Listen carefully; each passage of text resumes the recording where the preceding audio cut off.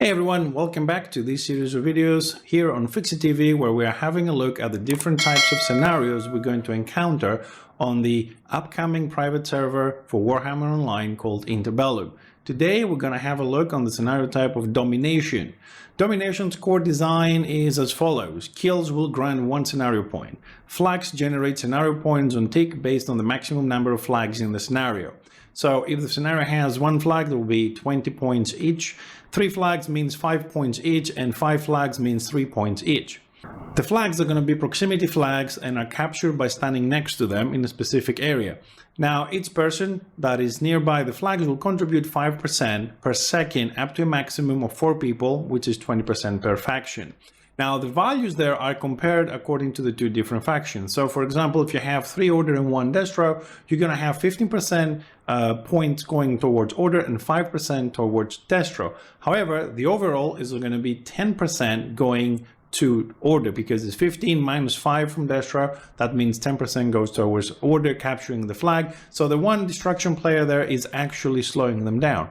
Now, if there are going to be 4 people from whatever faction on its side, then you cannot capture the flag, which means you definitely have to kill at least one of them in order to have at least that 5% going towards your faction. Now, there are also going to be some interaction flags, which is going to be 5-second interaction flags, and they can be, the interaction can be broken if you're hit by an ability from the enemy team, regardless of pushback immunities as it is. Those scenarios also going to have murder balls, which you need 2 seconds to pick them up, and once you do, you will gain 100% outgoing damage and 100% outgoing healing.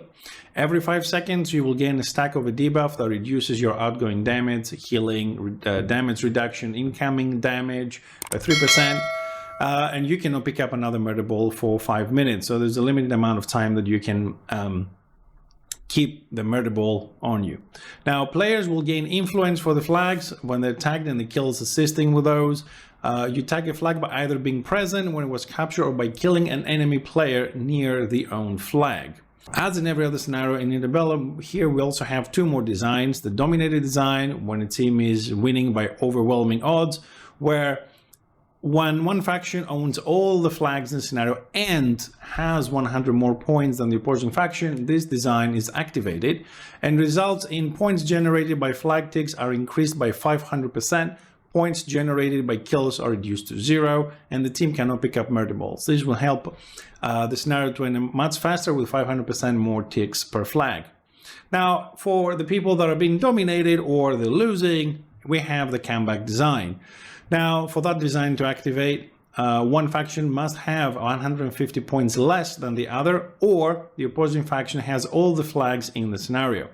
This will result in points generated by flag ticks to be increased by 50%, giving the losing side the chance to catch up on the points, and the points generated by kills are increased by a massive 400%. Team will no longer gain the debuffs from the murder balls, so they can have all the benefits of the extra damage and healing without a debuff slowing them down. In this type of scenario, the Domination, there's going to be 5 different scenarios to play. Dragon's Bane, which is a 12 versus 12 scenario with 3 interaction flags, 2 on the outside regions, 1 in the middle, and each of the outside flags will have a murder ball for you to pick up nearby.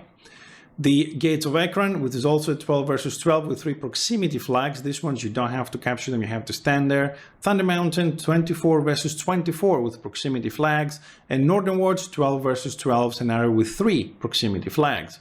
Finally, we're also going to have Lost Temple of Issa, which is going to be a 6v6 with 1 interaction flags in the middle, the same way it always was. The murder ball can only be picked up by the team that does not have the flag. So this might bring some sort of a balance. The murder ball has no debuffs and is dispelled when the flag changes hands. Points per kill for this scenario are 10.